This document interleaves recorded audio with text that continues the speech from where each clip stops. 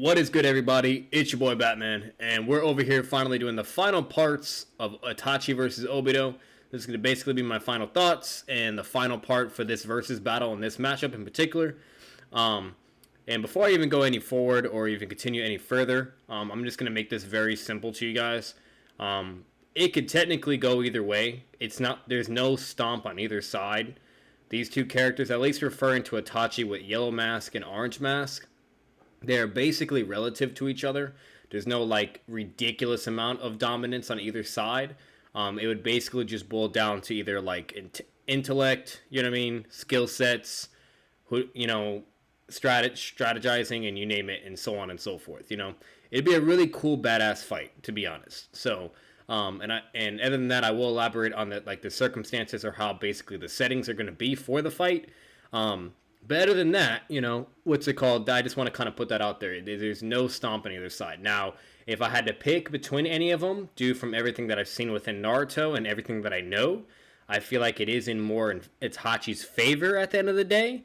But at the end of the day, we never have seen this fight, and we never will see this fight, So all we can really do is infer and assume and just utilize any form of evidence to support, our opinions, claims, and so on and so forth. Now, you'd be really surprised. The majority in the Naruto community basically actually strongly think Obito wins. Some think it's an absolute stomp, or the rest think, it'll be a relative fight, whatever they go. But at the end of the day, Itachi has no way to overcome Kamui. And that's generally the go-to for most people. Then you have the other people that are like Itachi tards and think Itachi is like Madara Uchiha level, you know what I mean, or Hashirama level, and can fucking take on anyone he wants and basically one-shot anyone, you name it, yada yada. Then you have the people that are reasonable, that, are big fans of Itachi, and basically know where his limits are and so on and so forth, but can at least scale him in the right direction, especially when it comes into the Akatsuki, because at the end of the day, if we really analyze the Akatsuki, the general rundown typically, like at least narratively, would be Obito, Pain, and then Itachi. Pain and Itachi is kind of a little bit of a controversial topic, but however you want to put that doesn't matter. But generally, that's the rundown of it, okay? So, they're the three most powerful members in the Akatsuki, in my opinion. So, and that's generally, people don't really argue with that or really disagree either, unless you're fucking noodles. But anyways, so, that's generally going to be the rundown, and I want to really just clarify that right off the bat, okay? Other than that, we're going to move on to the actual fight itself. And before I even give the settings, like what versions, because I'm going to go over all versions. There's going to be some versions where it's an absolute stomp, and then there will be versions where they're relative, and then there will be versions where it just absolutely is not even fair. So that's generally how this is going to go. And then other than that, I'm going to do a general recap and rundown for both characters, because I did have part 1 and part 2 for both characters. The first part was about Itachi Uchiha, and I basically provided like visual evidence and the anime and all that and everything, this way you guys can see it instead of just hearing it from me. I feel like it's something that I feel like it's nice to do, because it's a lot different compared to what everyone else normally does, because everyone else normally either just has certain manga pages or certain things, whatever, like the typical Naruto content YouTube videos you see, okay? And that's basically how they either like portray their evidence, whatever, and it's a really nice videos, and it's really good transitions, and overall it's nice. But me, instead, what I wanted to really do is do something a little different, actually show the anime itself and provide the visual evidence, and then elaborate and so on and so forth, and give my direct opinion of why this is impressive, yada yada, and then therefore this and that. So that's generally the direction I'm going for with the videos. Now, from now on to for this point, I'm going to make sure that they're not fucking 2-hour or hour-long videos. I want to at least keep them anything between 20 to 40 minutes. And if anyone ever has an issue with the videos, then shit, you're more than welcome to come to the Discord, to my Discord channel, and we could debate on voice chat on there or any other Discord channel. It doesn't matter. But at the end of the day, that's going to generally be my goal for now on, to keep these versus battles or just anything in particular to that length of a video time. Now, if it's like me doing a reaction to like a debate, things like that, unfortunately I can't control that. Those are going to be decently long videos, but at least for anything with me, I'm going to try to keep it as short as possible. But obviously I will show the anime and that type of visual evidence, and I'll just get straight to the juicy important parts, and then just leave all the lore, the background, and etc. and all that out, because sometimes I like to show all that, because then to establish a really important point that I could have for the character. But either way, I rather just stick to the main and then go from there, because you really need only the main points for arguments to win certain debates or battles. So instead of establishing like an overall setting or or sense of the character and yada yada and knowing everything about them, you know what I mean? Like if I were to literally show the like fucking anime of Naruto, like let's say I want to do Jiraiya versus Sasuke, and if I were to show everything Sasuke's done and everything with Jiraiya, like it's gonna be a fucking crazy long video, like crazy long. So you know what I mean? So that's just basically that. With Itachi and Obito, I did try to put in as much as possible, mainly because they at least for Itachi, he already had only a short amount of screen time as it is, kind of similar with Obito too. And then obviously, if you guys watch part 2, it's way shorter than part 1. And that's mainly due to me trying to not keep it as long as it was for the Itachi video. So, other than that, I'm done rambling on all that stuff. I just want to make sure everything's clarified, everything's good to go. We're going to do a general rundown, a recap of both characters, narratively, and feats and abilities. And then we'll go on to the final results, my thoughts of who would actually win, the setting of the battle, and etc. So let's get into it, and here we go. So the first person we're going to be talking about is going to be Obito Uchiha. So I'm just going to give you a general rundown and basically, mention anything that I feel like is like relevant for this versus battle. So Obito Uchiha was a member of the Uchiha clan. He was believed to have died during the Third Shinobi World War. His only surviving legacy being the Sharingan he gave to his teammate Kakashi Hatake. In truth, Obito was saved from death and trained by Madara, which is a big deal. But the events of war left Obito delusioned with reality, and he inherited Madara's plan to create an ideal world, resurfacing under the names of Tobi or Madara Uchiha himself. Obito took control of the Akatsuki, using them as a means to advance his manipulations, eventually going public and starting the Fourth Shinobi World War. However, towards the war's conclusion, Obito had a change of heart and as atonement sacrificed his life to save the same world he sought to replace. That's a general rundown of at least the story of Obito Uchiha. Now, to do a background of his early life, just to keep it short and sweet, Obito grew up not knowing who his parents were in the anime, which is very similar to Naruto. He was left in the care of his grandmother, feeling alone in the world. Obito dreamed of becoming Hokage so that the people of the village would acknowledge his existence, once again similar to Naruto. He enrolled in an academy to help him achieve that goal, where he developed a one-sided rivalry with Kakashi, whose natural talent and popularity he was jealous of. He also became a close friend of Rin, whom he eventually fell in love with. After finally graduating some years later, Obito, Rin, and Kakashi were placed in the team under the leadership of Minato, aka the GOAT.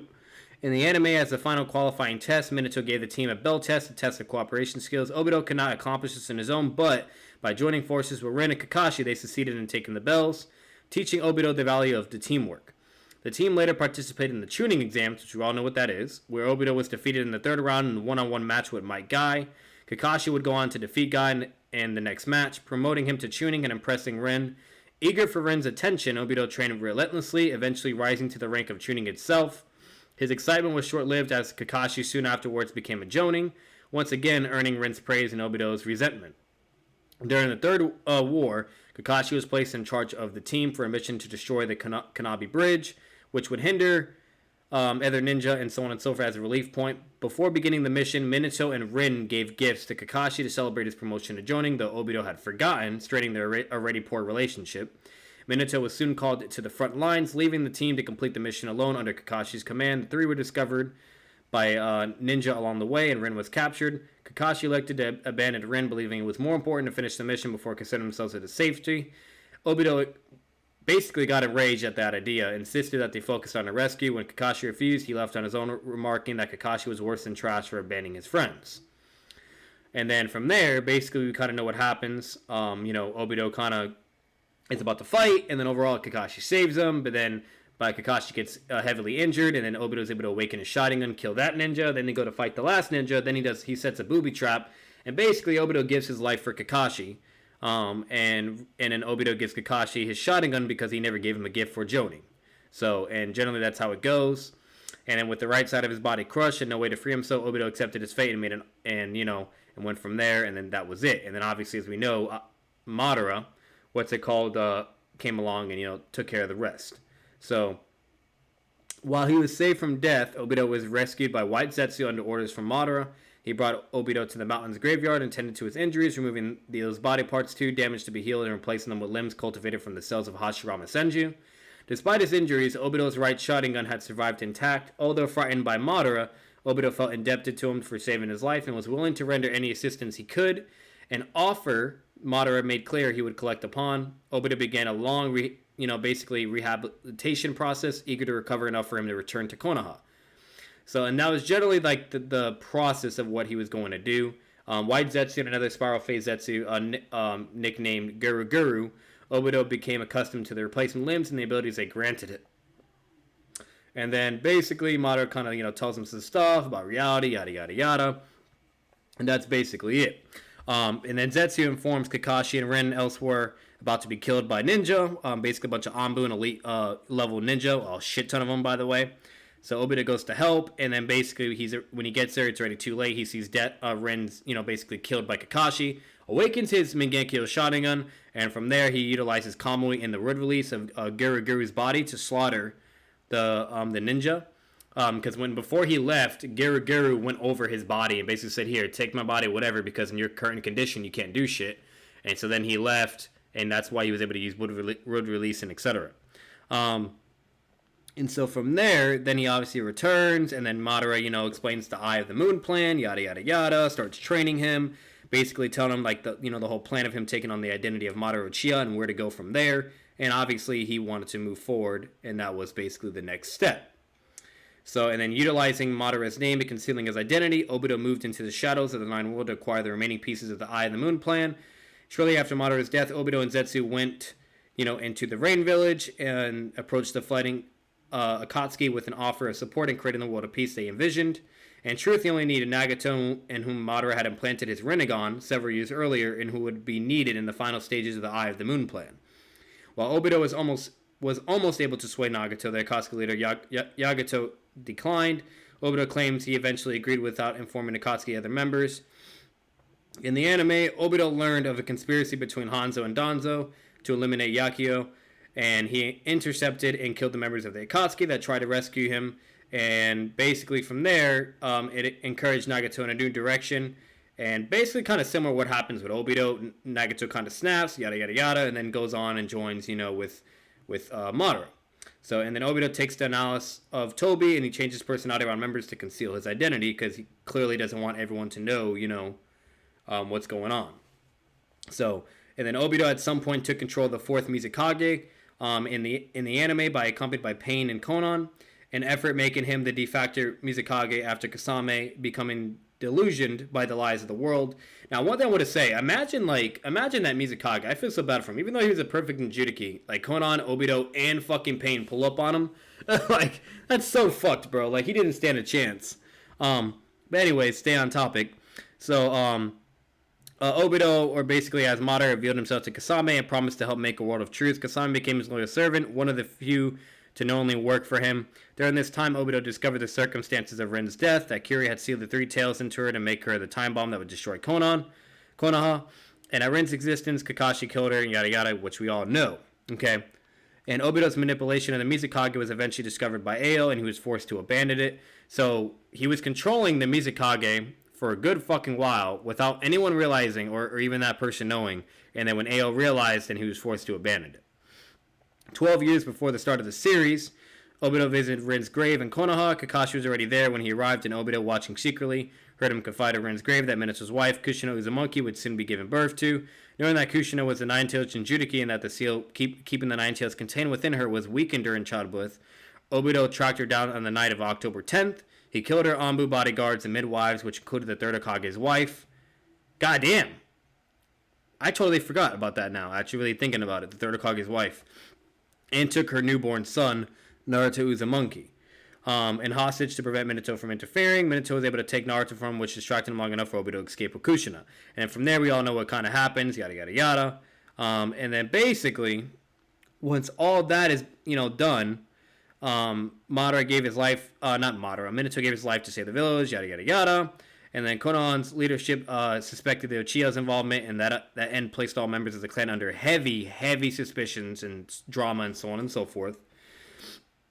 And years later in the anime, Obito attacked the fire convoy en route to Konoha, placing everyone, and also in the light novels, placing everyone in Genjutsu and killing all Itachi's teammates, but swiftly retreats after sensing Kakashi approaching. Years later, the Uchiha, as a result of their mistreatment, began plotting a coup d'état. Obito returned to the village with the intention of basically wanting to kind of exploit the conflict and make it worse, but was discovered by Itachi. And believing Obito was Madara, Itachi asked for his help in wiping out their clansmen, offering revenge against them for the treatment of Madara decades earlier in exchange for Obito's agreement to spare the village. Obito accepted and offered Itachi a position in Akatsuki. In the anime, during the night of the massacre, he slaughtered basically the military police and killed Izumi, if I'm saying her name correctly. And that will basically be that. Information, which is very, very powerful itself. To protect the demonic statue, he could sense chakra, allowing him to predict attacks and locate others from great distances, even in different dimensions. And he could perform Fusujutsu powerful enough to seal the Ten Tails. So, he's no fucking joke. Okay? Obito could utilize all 5 basic nature transformations along with yin and yang release. As an Uchiha, he had a natural aptitude for fire release techniques and could perform the great fireball technique at an early age. The size and strength of his flames increased in his adulthood, and through a combination with his Mangekyo Sharingan, he could perform fire release, blast wave wild dance. He was also seen performing earth release techniques on occasion, though he exclusively did so in order to burrow and move underground, letting him augment the battlefield from below or sneak up on opponents. With the white Zetsu matter used as a replacement limbs, Obito could perform wood release, a combination of earth and water-based chakra. Instinctively, he was able to form branches and roots to bind, crush, or skewer opponents because the white Zetsu material is partly derived from the DNA of Hashirama Senju. Obito can control the Ten Tails when he was connected to his body. Like many Uchiha, Obito was trained in Shuriken Jutsu, allowing him to throw Shuriken with a precision for offense and defense. When Madara died, a number of weapons were left to Obito, which he was used at different times over the years. Several of these weapons he keeps stored within the Kami dimension so that he can access them anywhere and fire them at his opponents. He is seen using giant Shuriken and chakra receivers fashioned into giant restraining stakes for the latter purposes. Alright. When he fought against Minato, he used a long chain attached to braces on his wrist that, when used in conjunction with an intangibility, enabled him to harmlessly pass through his opponents before solidifying to restrain them with the trailing chain. Around the time of the Uchiha massacre, Obito carried a sword at his waist. During the Fourth Shinobi World War, he wields Madara's iconic Gunbai, using it both as a shield and as sort of a flail for attack. The Gunbai can generate wind to reflect attacks. So, and we all know that Obito has a Sharingan, which that should be no, surprise. When he first awakened the Sharingan, it was already a 2-tomo, which at that level he could use to track chakra signatures and predict movements. He acquired a 3rd tomo after witnessing Rin's death. Obito keeps his Sharingan active seemingly all the time without any noticeably drain on his chakra levels, and also Mangekyo, by the way. With his Sharingan, he can perform various genjutsu on targets he has eye contact with, either to create illusions, acquire information, or control their actions. Although he is seen controlling 6-tailed beasts with his Sharingan, his control with multiple targets is not as complete as it with one, and it's possible for some to break free from his control. So meaning it is a weakness to a degree as well. So meaning he has way more power and capabilities of controlling something if it's directed to one thing instead of multiple. Obito has a number of Sharingan in his possession, which he keeps in storage should he need them. He uses one of these Sharingan to replace the one he gave to Kakashi. Although he keeps it covered with his mask most of the time, he later sacrifices his spare eye vision in order to perform Izanagi, which allows to use it to manipulate events around them. Izanagi originally lasts for only the briefest of moments, but with his access to from his DNA, he can maintain it for 10 minutes using a single eye.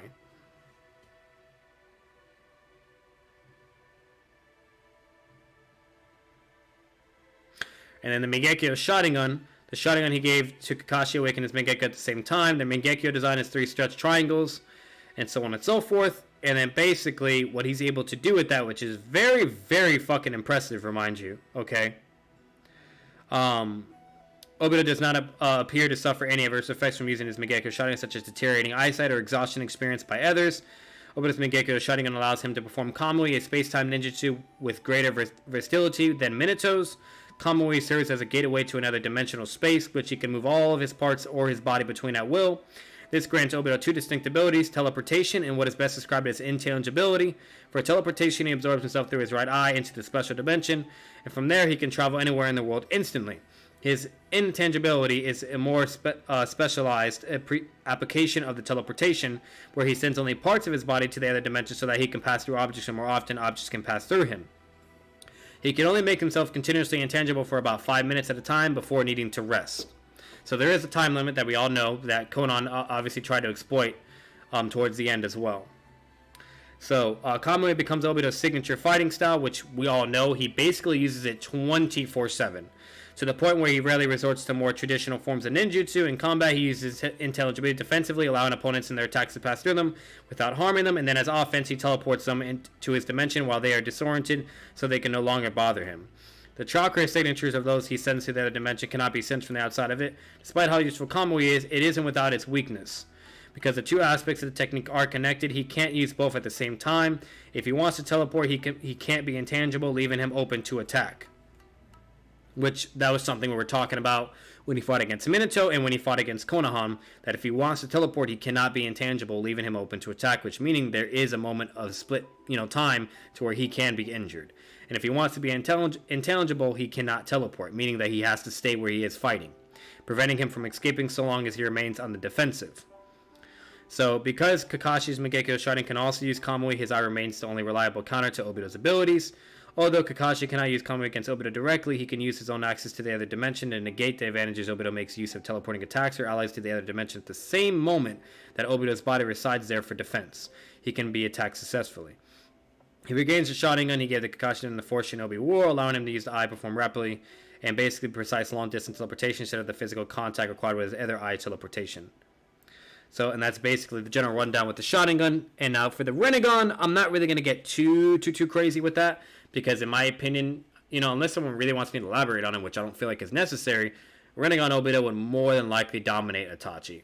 I feel like that's just more in favor with for Obito. So, I really don't want to cover that. If you guys really do want to know, I could cover that in another video of how powerful Rinnegan Obito is, but, in my opinion, I feel like Obito would most definitely win in that fight. So, we'll just leave it at that.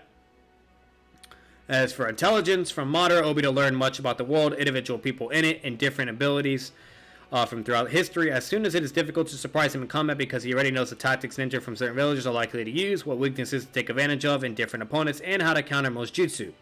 On those infrequent occasions when he encounters something new, he calmly keeps his distance and observes carefully until he devises the best approach to neutralizing it. His insight enables him to plan years in advance, accurately predicting the course of nations and knowing just how to manipulate them to his advantage. If any plan of his should fail for whatever reason, he can formulate a backup plan quickly and without being inconvenienced, proving tremendous strategic and tactical ingenuity. Indeed, Obito often kept multiple backup plans, rarely pinning his hopes on a single outcome. Obito also demonstrates high abilities in manipulation, able to see the darkness in others and twist them to his own purposes with a clever mixture of truth and lies. As Tsunade noted, by taking on the identity of the family's Madara Uchiha, Obito was able to command the influence that came with it, such as the entire world taking the simple declaration of the 4th grade Shinobi world seriously. Then we have the 10-tailed Shinjuriki Obito, which is basically Jubito, a lot of people like to refer to. I am not covering that. Okay, I'm gonna actually mute the music real quick in the background. If you guys really think, and I'm being so serious, if you guys really think that fucking Itachi could contend with Jubito, you are absolutely out of your fucking goddamn mind. So, it is not even a contest. He absolutely fucking slaps. Jubito basically goes to a whole other fucking level, okay? Now, if Itachi was to land his Tosca blade on Jubito, then sure. Obviously, it'd be a win con. But that's if he could do that, and there's no way that would ever happen. It's just not gonna fucking happen. And not only that, since he technically is like the Sage of Six Paths at that point, with like fucking 10-tail Seijutsu and you name it, okay, even though Itachi also has like that destructible shield or whatever with his Susanoo, Obito could just attack on the sides of it or from behind and basically break it and kill him. Or if he utilizes his fucking, the black orbs and shit, you could easily argue that could actually be able to counter the Yatamir, because the Yatamir is basically very similar to the black orbs, where it basically consists of all 5 natures and basically correlates and does like a fusion element to where it can basically counter anything that hits it. That is why it's basically the invincible shield, making him nearly invincible. He can one-shot anything and he can block anything. Okay. Obito, on the other hand, has the fucking black orbs that basically work in a similar way. And in my opinion, I feel like that would be more powerful than the Yatamir. Now, either way, you could take either side, whatever. It doesn't matter. At the end of the day, Jubito's stats are just tremendously way more higher than Itachi. And Itachi would need backup or someone fucking helping him in order to somehow get a dub. But if he's by himself, there is no conceivable way of him winning that, which is why I don't even want to get into that. But, that's why I don't want to really talk about Jubito. So we're going to move on to the next. To go through Itachi real quick and do a quick summary for him. And let's do a little recap.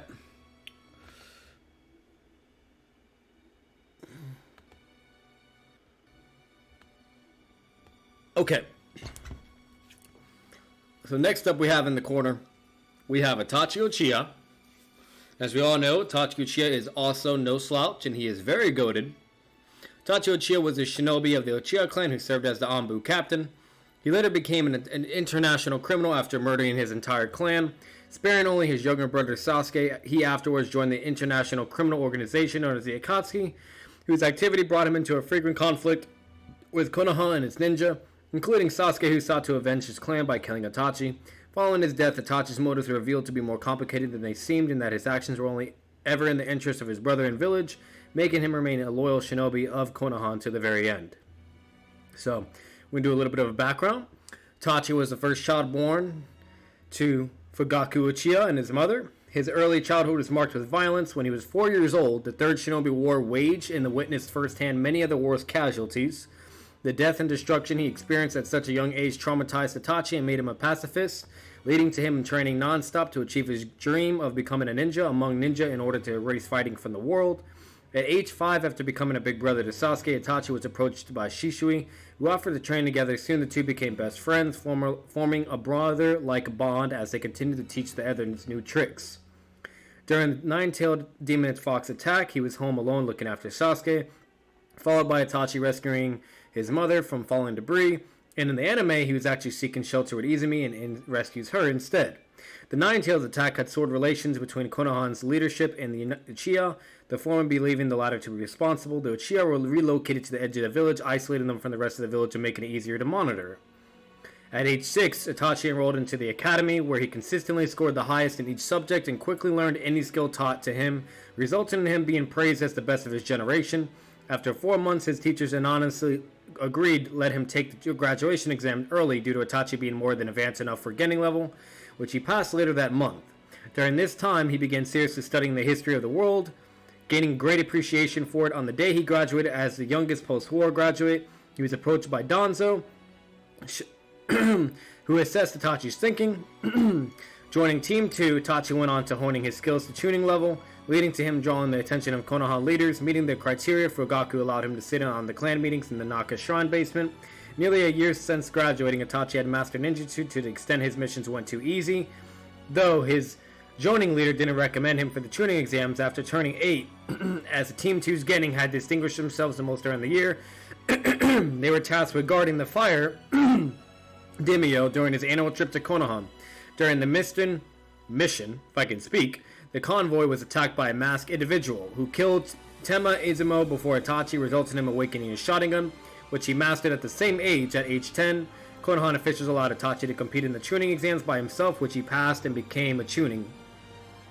At age 11, he entered the Anbu. Itachi's accomplishments were a source of great pride for his family, his father viewing him as proof of the Uchiha's future prosperity, and his brother viewing him as a model to live up to. Itachi spent a great deal of time with Sasuke training with him, though rarely actually training him and giving him the recognition their father did not. However, for all the attention he received, few truly understood Itachi, believing his isolation to be a result of the gap between his abilities and theirs, and not his dissatisfaction with the shinobi's life conflict. Eventually, the Uchiha's disdain for their unfair treatment led to them planning a coup d'etat. Fugaku, head of the Uchiha and the coup's chief conspirator, encouraged Itachi's advancement into the Anbu ranks as a means of spying on the village.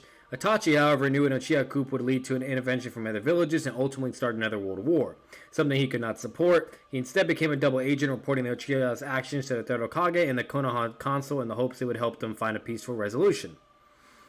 Itachi shared the burden of betraying his clan with Shisui, but as time went on, it became increasingly clear that peace could not be achieved. Shisui attempted to use his Komo Karat. I can never actually say that ability right, so I'm not even going to go for it. On the Uchiha's leaders to compel them to negotiate, but his right eye was stolen by Danzo before he had the chance, his own options exhausted. Shisui entrusted his remaining eye to Itachi and begged him to protect the village and their family name before drowning himself in the Naka River. Itachi was anguished by Shisui's death enough to awaken his Mangekyo Sharingan. When the following day, some Uchiha, already suspicious of Akatsuki, Itachi, accused him from murdering Shisui and staging a suicide. Itachi lost his composure and attacked him, defeating them easily. A rift was created between Itachi and his family, and his warnings to them to reconsider what they were doing fell on deaf ears. At age 12, he was promoted to Anbu captain, which, with his publicly disclosed promotion age being 13 due to Danzo's request and Hiruzen's acceptance. Although the third Hokage still wanted to negotiate with the Uchiha, Danzo recognized that there was no longer an outcome that could see the Uchiha clan's survival. He explained to this to Itachi and led him a choice: support the Uchiha's coup and have the whole clan, including Sasuke, killed in the shared conflict, or accept the assignment to wipe out the clan before the coup started and be allowed to spare Sasuke. Itachi chose his brother. Despite having made his choice, Itachi was tormented by guilt, especially with the knowledge that Shisui would most likely not forgive his choice to destroy the clan. However, remembering the words of his father to not let others decide things for his life, he resolved to continue his path. While making final preparations, Itachi discovered a masked man sneaking around Konoha. From observing him, he came to believe the man was truly Madara Uchiha, bent on provoking some new conflict. Itachi approached him with an offer he would assist Madara with wiping out the Uchiha, taking vengeance against him for abandoning him decades earlier, if Madara would spare the village, to which he agreed and not lay a finger on Sasuke. In one night, Itachi and Tobi slaughtered their entire clan. Itachi took it upon himself to personally execute his parents. Despite his betrayal, they bore him no ill will, instead telling him in the moments before they were killed that they were proud of him and requesting that he take care of Sasuke. Racked by the grief for his actions, Itachi saw in Sasuke the only person suitable to punish him for his crimes. In order to set Sasuke on this road, he cast himself as the villain, done by allowing Sasuke to find him standing over their parents' bodies and using Tsukiyomi to torment him with visions of their murders. Sasuke fled, fearing his own death, but Itachi chased him down to divulge the lie he had connected. He killed their family to test his mental, and now wanted to test himself against the only remaining challenge to him, the little brother he had never loved. He encouraged Sasuke to become strong enough to kill him and take revenge, and in that so ended suggested acquiring a Mangekyo Sharingan of his own. Itachi left, but was surprised to find Sasuke already pursuing him with a newly awakened Sharingan. Sasuke's attempt at vengeance failed, and he passed out, but not before seeing Itachi cry with remorse. Afterwards, he disguised a crow clone as a member of Root to threaten Danzo. He would leak Konoha's secrets to enemy villages if they touched Sasuke, having realized Danzo could not be trusted to keep his promises. For his final business in the village, Itachi visited the third Hokage and reported his mission completed, much to the third's surprise and disappointment. Itachi requested that the third looked after Sasuke, which the third vowed to do. Itachi left the village publicly a traitor, but secretly with a new mission to infiltrate Tobi's organization, Akatsuki, and keep it from moving against Konoha. In the anime, at some point after joining Akatsuki, he was initially partnered up with Juzo. While growing accustomed to his new setting and working well with his partner, the duo was eventually given a mission to the Land of Water, basically to hunt down the perfect Jinchuriki, Yagura, and he basically defeated him with a Mataratsu. His partner was slain in the process. Sometime later, Orochimaru tried to steal Itachi's body in order to gain the Sharingan, but Itachi easily overpowered him, trapping inside a perilous Genjutsu and severing his left hand to prevent him from dispelling it. And then basically, that's that from there. Later, Itachi was partnered with Kasame, with whom he bonded over their shared relationship for killing their own countrymen. To find a replacement for Orochimaru, Itachi helped recruit Deidara, whose art he defeated with Sharingan Genjutsu. Deidara would forever have to swear vengeance for the humiliating defeat. And in the anime, Itachi also aided in the recruitment of Hidan. Pain eventually caught wind of Orochimaru's attempt to destroy Konoha and requested a team to investigate, which Itachi immediately volunteered for out of concern for Sasuke's safety. At some point, Itachi contracted a terminal illness. He kept himself alive through the years with medicine and sheer willpower so that he could live long enough to die by Sasuke's hand. And that's basically the general background and general rundown of Itachi Uchiha's life. Now, as for his personality, we'll keep this a little bit short and then we'll get on to his abilities and powers. From a young age, Itachi was calm and insightful, showing a noticeable maturity for his age and knowledge on how to deal with every situation. For all his accomplishments, talent, and fame, Itachi was a rather humble man, never arrogant about his own abilities, nor underestimating others. Most things he said would be unbiased and accurate. If an opponent exceeded his expectations or posed a legitimate challenge to him or his allies, Itachi would freely admit it. As a 7-year-old, his reasoning was on par with an Hokage, having studied history not just of his clan or his village, but instead of the entire world. He gained a broader appreciation of what was important. Learning so much enabled him to understand how events of the past came to happen, and when he applied that same understanding into the future, he became concerned with where things were going. At the same time, Itachi was still fairly naive as a child in many real-world scenarios, and as such, was willing to learn from his peers on how to differentiate situations. And I apologize for my English in advance, by the way. He lived at a distance, observing individuals and ideals without getting directly involved so that he could fully understand them. Although this approach prevented him from becoming close with many people and enabled him to think and act without prejudice or preconceptions, instead evaluating things strictly on their own merits, in the anime Itachi intentionally gained many friends and admirers for his general concern for others despite his passive nature. He would think about shinobi and the origins of the village and its future. For this reason, he never became arrogant about his own abilities or accomplishments, to which most views or statements he made were usually well based, seeing the situation for what it was. From this, he had no self-righteous loyalty to his clan that was so common among the Uchiha. Though he loved his family and wanted the best for them, he knew there was more important things than the Uchiha's personal aspirations. The Itachi's dream was to become a Kage, though he kept it hidden from others. Itachi was also one of the few villagers of Konoha to hold no grudge against Naruto Uzumaki, believing Naruto to be the greatest victim of the Nine Tails attack, and showed him kindness whenever they met by a chance. A pacifist at heart, Itachi did not actually like fighting and would avoid it when he could. When he couldn't, he would end the fight as quickly as possible, all the while holding himself back as much as possible. Despite this, Itachi felt his own needs were secondary to the greater good, and to that end, he became a shinobi. He trained tirelessly to improve himself as quickly as he could, and subjected himself to all the shinobi's life inconveniences without complaint for the simple motivation of being useful to others. His commitment borderline recklessness due to training privately using extremely deadly methods such as dodging a barrage of kunai in the anime. Being so accomplished as a ninja enabled Itachi to approach problems less violently than others would, satisfying his peace-loving nature. These two extremes of his personality came into conflict as events moved toward the Uchiha clan downfall. He did not want to harm his family and sought a peaceful resolution, but knew the path with the least bloodshed would be the clan's extermination. When the Uchiha clan refused to deter from their plans, Itachi was pushed over the edge, and his normally polite attitude to his classmen became more violent, criticizing them openly and lashing out for them for the choices that sealed their fates in his own. Despite his natural pacifism and kindness, Itachi was possessed of a wrathful and merciless side with those he loved were hurt or threatened. In revenge for Yashiro, Uchiha's cowardly manipulations of his father from the shadows and helping to provoke war against the village, while keeping free of responsibility himself, Itachi used his Tsukiyomi to force him to experience days of torture in an instant after making him realize how weak he was in comparison to Itachi himself.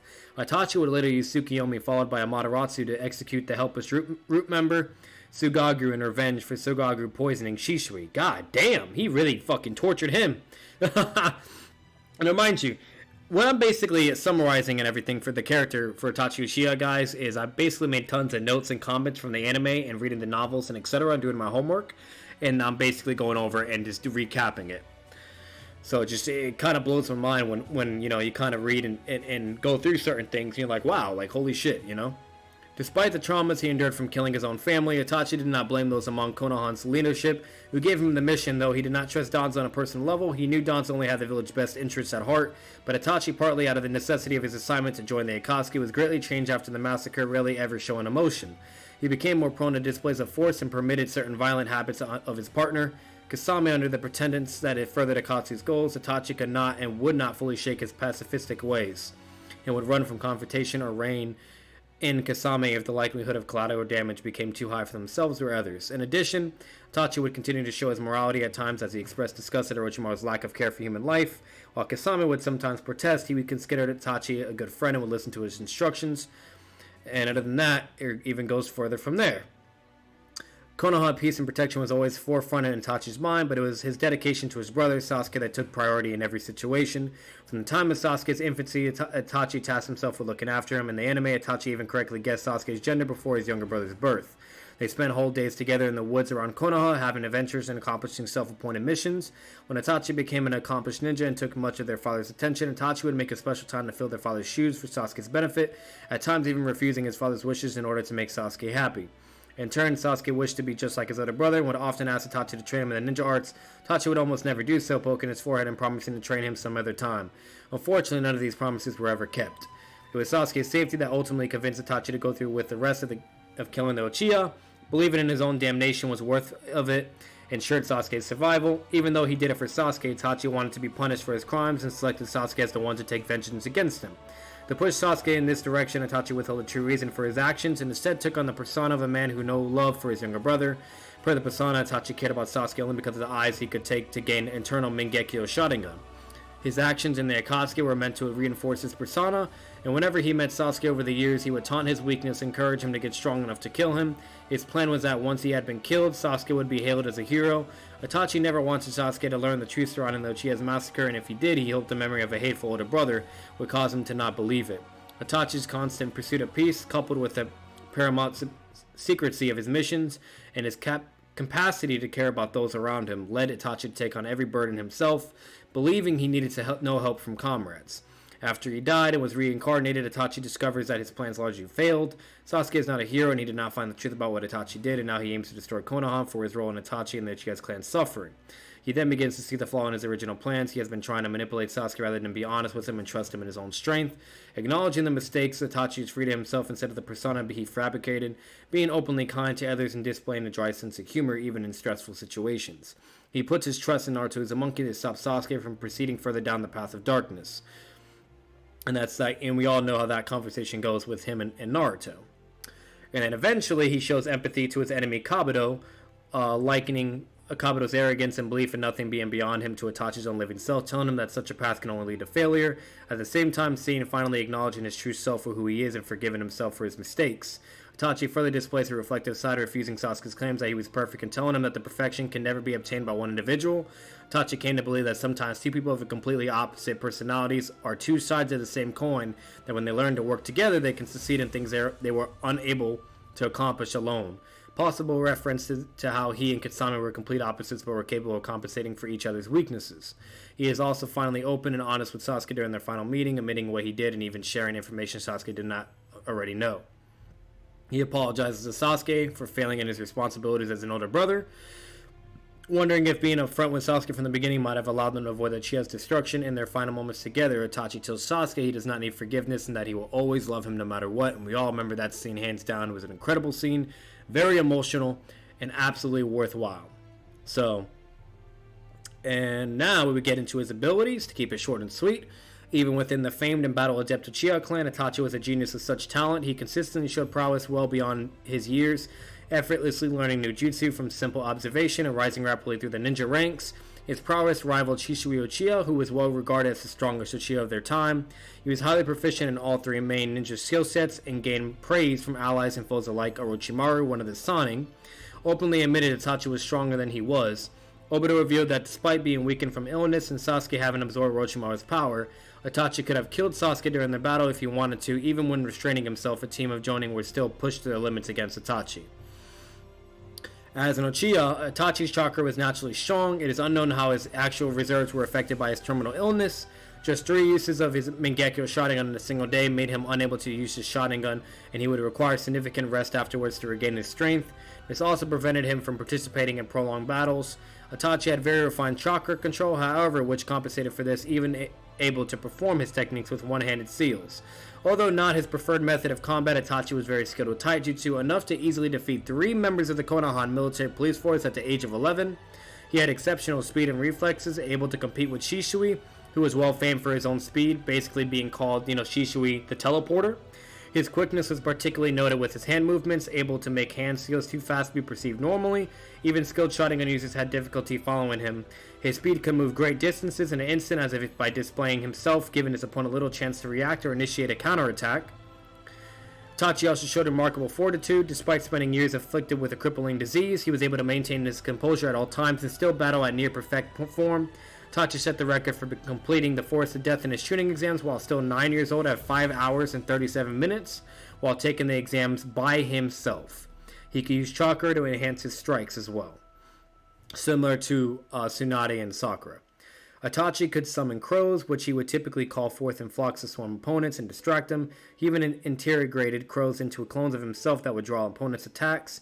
He was likewise able to create shadow clones, and from which he could lure in opponents before exploding. Itachi was also well versed in Finjutsu, particularly those that would activate in the presence of a specific person's Sharingan.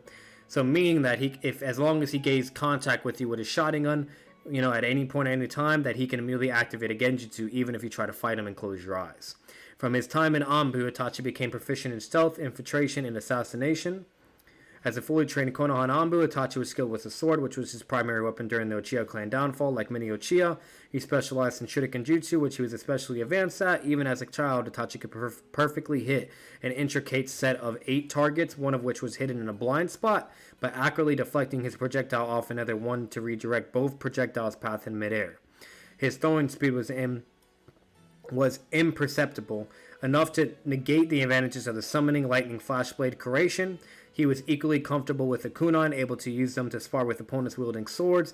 In the anime, he learned advanced sleight of hand from Shishui to give his opponents even less time to react.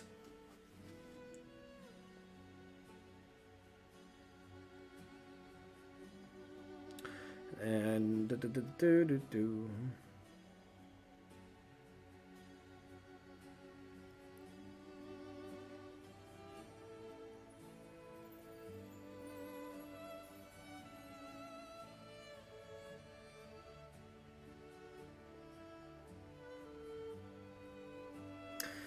And for you guys, like, wondering what I meant, that, like, when I said his throwing speed was literally imperceptible enough to negate the advantages of the summoning lightning flash blade creation, okay?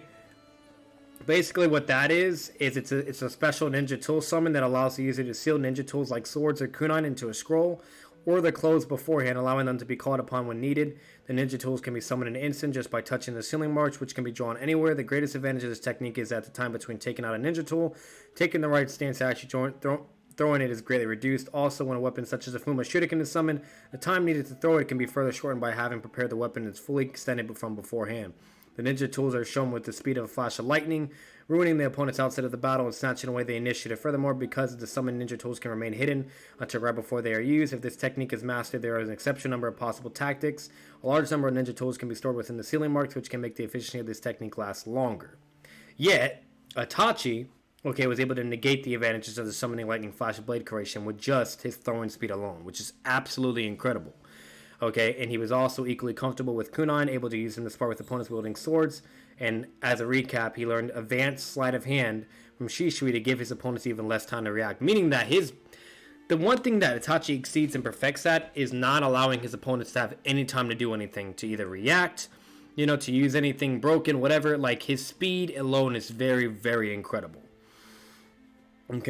Itachi's nature transformations include fire, water, wind, yin, and yang release. As an Uchiha, he had a natural affinity for fire release, mastering the clan's great fireball technique at a very young age, which I believe was 5 years old. He would often coat Shuriken with fire to increase their offensive capabilities. With water release, Itachi could perform the water dragon blow technique without an external water source, as well as shape existing water into tendrils to strike his opponents from all directions. And then Genjutsu. We all know what he can do. Consistent with his pacifist nature, Itachi specialized in Genjutsu, where the illusions would typically involve crows, regarded as one of, Konoha's best users. Even without the aid of his Sharingan, his illusions have remarkable potency, able to seamlessly affect his targets without them realizing it while on guard, and also perform them by merely pointing at his target. He is noted by Ao to have such high prowess that he could use Genjutsu to control other individuals outside the range of even the Censor Division, which is absolutely incredible. Itachi could also use Genjutsu to share information or psychologically disable opponents, letting him end the fight instantly. And then obviously we know about his Sharingan. He awakened the Sharingan at age 8 after witnessing his teammate die, and he mastered it at that point as well. From a young age, he just demonstrated a skill and power superior to most members of his clan. In the anime, his prowess and exploits with it earned him great fame as Itachi of the Sharingan. He tends to keep his Sharingan active near constantly with minimum drain on his chakra levels. The Sharingan allows Itachi to see the flow of chakra, predict movements, as well as to facilitate his use of Genjutsu. Against other Genjutsu users, he could turn their Genjutsu against them. Also, with the Sharingan, he could perform Izanami, and a counterpart to the most dangerous Genjutsu, Izanagi. Which we all know that Izanagi is something Obito, Uchiha, could use.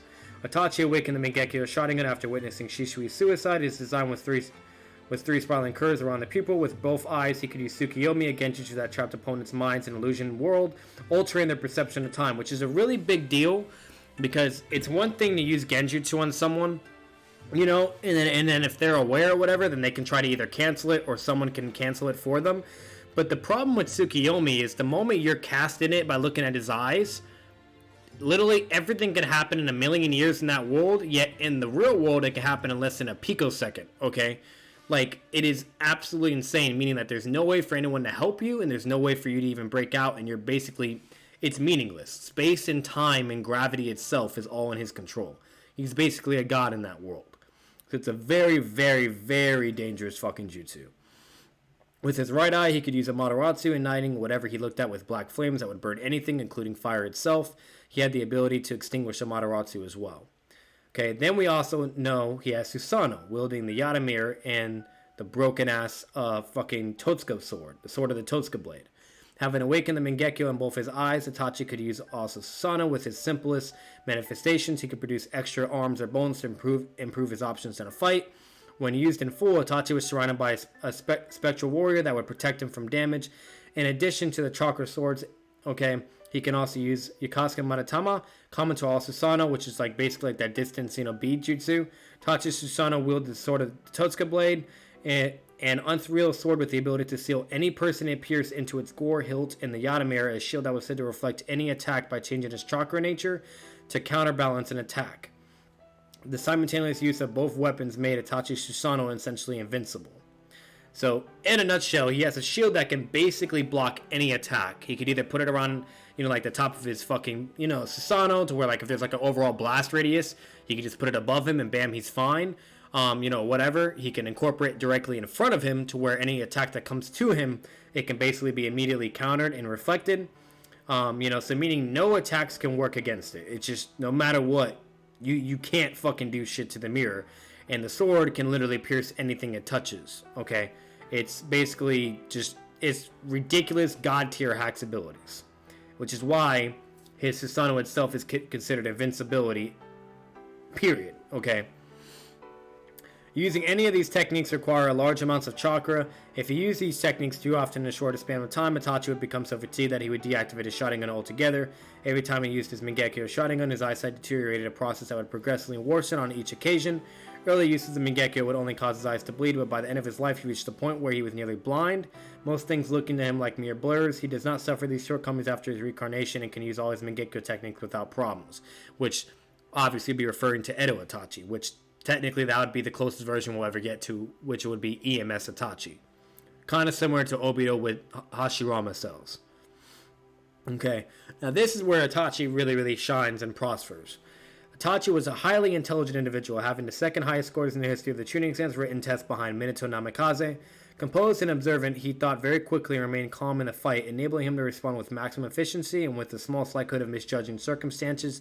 Even at a young age, he was always calculating and methodical in his approach to the situation at hand, leaving little room for error. He took several precautions for Sasuke against Tobi that he planned would activate after his death. Even Tobi admitted that if he didn't keep some secrets from Itachi, he would have been killed by Itachi's trap.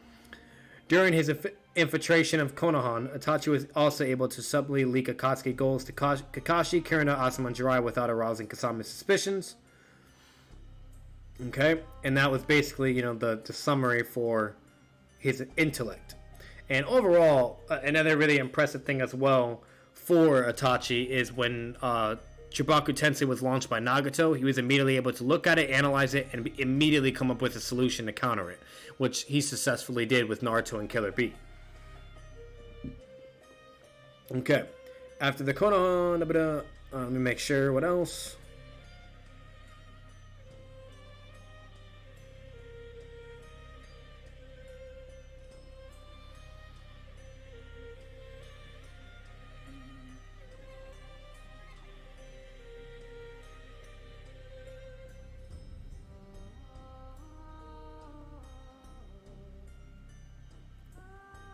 Okay, and then another thing I want to also point out there for you guys as well, despite his seeming intentions to capture Naruto when he did come to the village after third Hokage's death, Itachi's only real reasons for returning to Konoha was to make sure Sasuke was safe, and in the wake of the third's death, remind Danzo and the rest of the Konoha council that he was still out there and that they should not do anything to harm Sasuke.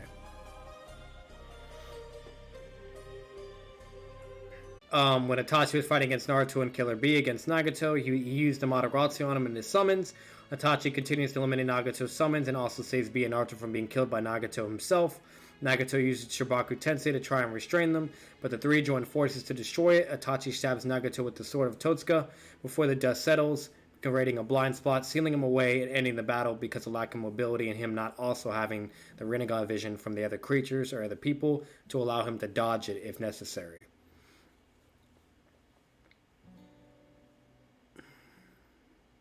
His fault to promise to tell Sasuke something after he's performed Izanami, and Kabuto is confident that he cannot be defeated since they can't kill him because of the precautions he taken to avoid Genjutsu. He manipulates the cave to confine them and use DNA to perform a variety of other ninja long-range jutsu, trying to create opportunity to access Itachi's head and regain control of him. Sasuke becomes increasingly earnest to kill Kabuto, but Itachi pleads for him to wait until Izanami is ready. And as time progresses, then Itachi does Izanami. He basically creates a sensory lobe independent of vision that traps Kabuto in eternal battle, and that alone is Izanami, and Kabuto has a chance to escape in Izanami by only accepting the fate he now tries to fight by taking on others' powers.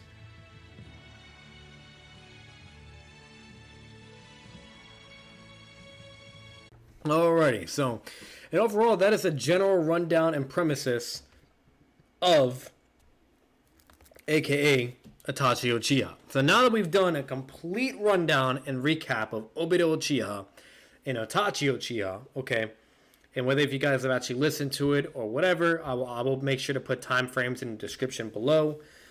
This way you guys can know, you know what I mean? Like if you don't want to hear the recap and re-summarize of both characters, sure. And if you just want to hear at the end of the day, my conclusion and opinion of, you know, whatnot of who would actually win in the fight, then you can just go to that point anyways. But anyways, so basically we're going to do all versions. So we're going to start from Kid Itachi with Kid Obito.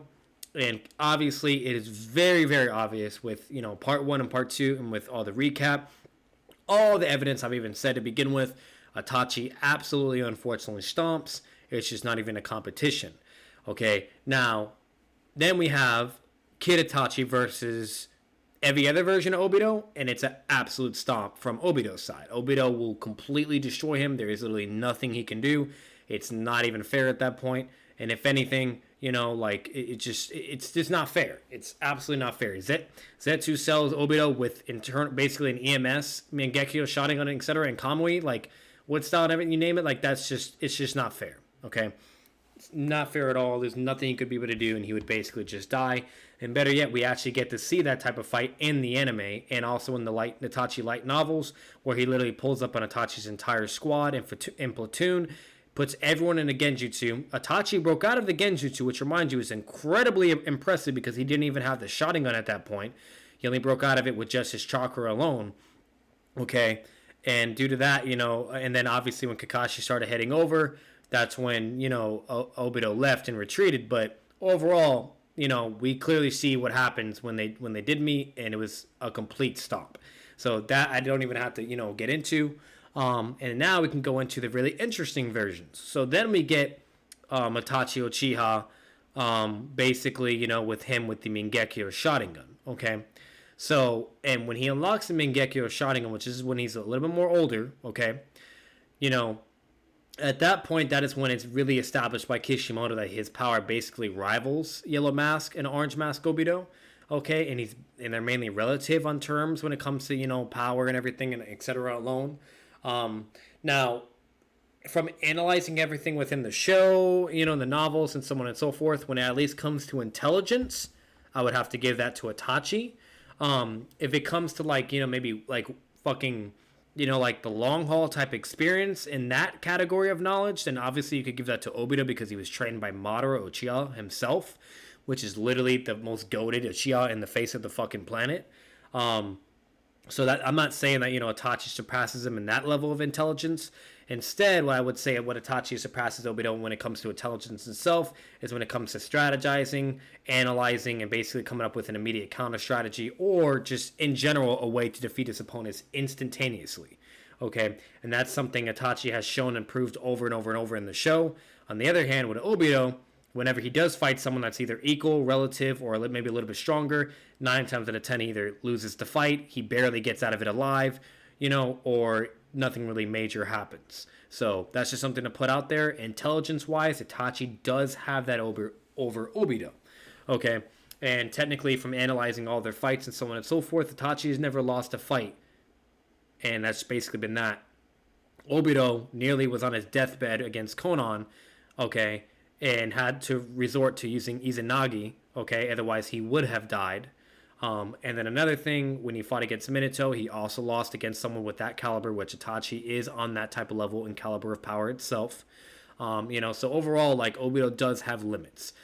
You know, and then not only that, unfortunately for Obito, he heavily relies on Kamui. That's his main signature go-to move that he utilizes whenever he fights basically anyone in Naruto, despite his talents and his genius prowess and etc. with everything else he can do. So, it's either Genjutsu or, Kamui that he will always resort to.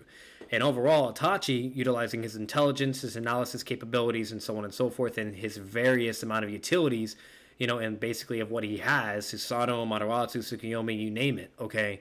He basically uses all of the things at his disposal in order to defeat any opponent he's going against, okay?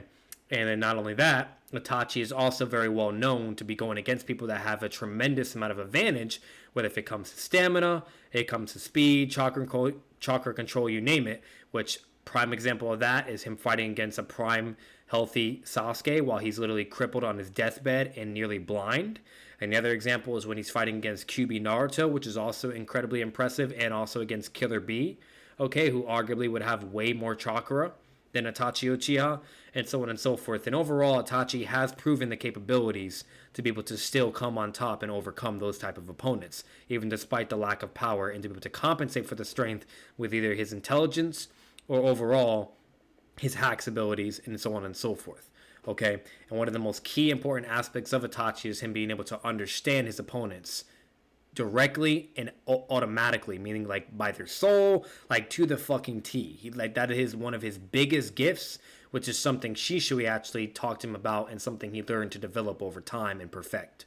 Okay, so that would generally be that. And now remind you, as what we're talking about, I'm talking about Mangekyo Itachi. Okay, I'm not talking about Edo Itachi, but I'm just talking about Mangekyo Itachi, like prime and healthy and everything. Okay, if you compare that version to Orange Mask Obito and to Yellow Mask Obito, okay, unfortunately, what's it called when it comes to that aspect, intelligence-wise, definitely will give that to Itachi. And other than that, when it comes to everything else, like speed, so on and so forth, etc., what's it called? I would say they're generally relative and basically on par with each other. The only thing I will say is if I had to potentially give anyone of the edge like slightly in speed, I would more than likely gradually go towards Itachi. And the only reason why is because he has shown capabilities and feats of having an immense amount of chakra control. Okay, either enhancing his attacks, with more power, or better yet, allowing and giving himself enough chakra to be able to go against opponents that have a massively way greater amount of chakra, to where he can basically match their speed, stalemate, or better yet, be even more faster than them. Okay, so better than that, that'll basically be for the speed, intelligence, and so on and so forth. Now, when it comes to jutsu vitality, or basically like, who basically has more capabilities and so on and so forth. Okay, we all do know that Obito can heavily use Kamui, and so on and so forth, and everything else that I've stated before with him as well. But at the end of the day, his main weapon, his main source of power is going to be Kamui itself, and Izanagi. On the other hand, with Itachi, he has Tsukuyomi, Amaterasu, Susanoo, okay, a weapon that can one-shot anything that it touches, and a shield that can literally block anything of any attacks that come near him. And most importantly, okay, what's it called, with all his ninjutsu elements, attacks that he can use, water style, fire style, you name it. And on top of it, being able to fucking use shadow clones that can literally blow up. He's no fucking joke when it comes to, a ridiculous various amount of techniques that he has at his disposal. So overall, okay, with that, I would also give Itachi more of the edge of that as well. And that's basically going to just be that. Now, these are going to be the two settings that I will establish with Itachi, Uchiha, and Obito. So the first one will be basically, Itachi and Obito were generally having their go-to conversation. Like they're basically making their terms and deals, and Itachi's kind of making his threats, like you cannot lay a finger, on the village or Sasuke, otherwise you basically have to deal with me. And then Obito accepts and says, sure, I'll help you start up the clan and blah, blah. But my terms is you to join the Akatsuki and help me with my plans and never use your shotgun against me. And that's basically it, which is a very fair trade, okay? And other than that, that's basically what happens from there. But instead of that going how it generally went, instead, Obito refuses and demands him to obey his orders, otherwise he will kill him and take his eyes. Okay, and then he will exploit and use Sasuke Uchiha for his plans and so on and so forth and go from there directly. And just reveal the truth automatically and basically speed up the process of his plans to begin with and maybe even recruit Sasuke to the Akatsuki and train and aid him. Obviously, that's something Itachi Uchiha is not going to tolerate and definitely not let happen, especially if the safety, and the endangerment of it, if his little brother is involved, and especially the village. Okay, so from right there and then, that's when things get serious. They immediately activate their, their Sharingan, and they go from there. And basically, that will be the rundown of the fight. Now, before I even get to the next, environment setting, okay, this is going to be the first one. And one thing I will say, basically the general rundown of how I could actually picture this fight going is they'll start to feel each other out. They're going to be throwing shuriken. They might even exchange go blow for blow with taijutsu, whatever, and then maybe Obito will try to get, the drop on him with Kamui, and then when he goes to do Kamui, it'll basically just be like a substitution jutsu or just a regular shadow clone or whatever. And basically go from there. And Itachi would kind of feel out, Obito's, jutsu, and basically just like how Minato did, just how Konan, just how Danzo's goons as well did, and also how Guy and Naruto and Kakashi were able to do.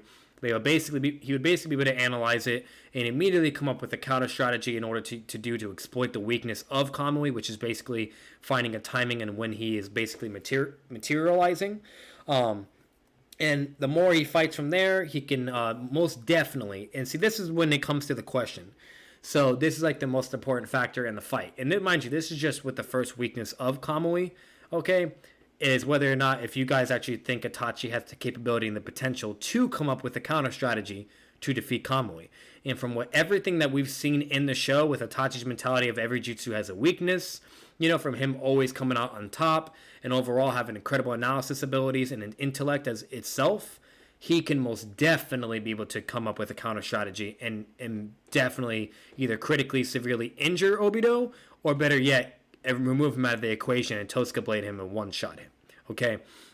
And at that point, I'm going to be honest with you guys, if Minato can do it, if Kushina can fucking do it, the paper girl, okay, there is no conceivable way for you to tell me that Itachi Uchiha, with his level of intelligence, analysis capabilities, and so on and so forth, and the axis of ninjutsu, and all the tools that he has at his disposal, he absolutely could be able to do that.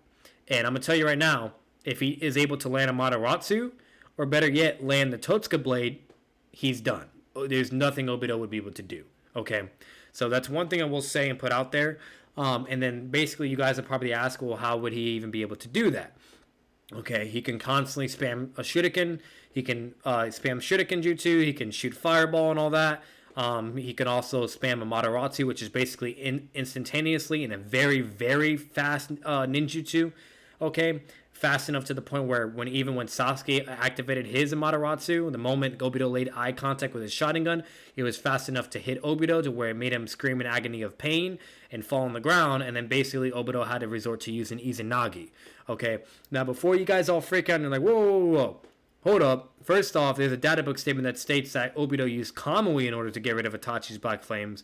The only reason why that is inconsistent and that is actually contradicted in the show of Naruto, okay, whether in the anime and in the manga itself, is mainly due to the fact that when you actually analyze the fight of Obito Uchiha against Kakashi, okay, and Naruto and Guy, okay, literally whenever he puts a certain part of his body into the Kamui dimension, okay, it goes into the dimension.